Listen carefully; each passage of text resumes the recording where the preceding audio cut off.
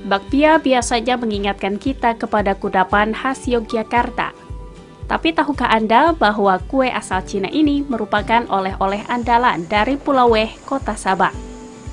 Kudapan ini diperkenalkan oleh pendatang Tionghoa bertahun-tahun silam.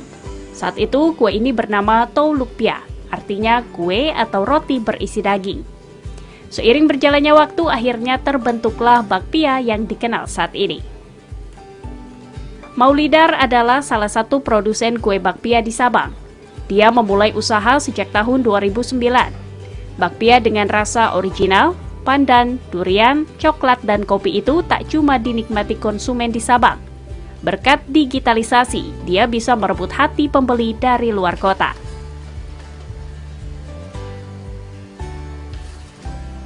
Kalau agennya sendiri udah di Banda Aceh, tapi kalau melalui media online udah keluar kota juga, udah ada ke Jakarta.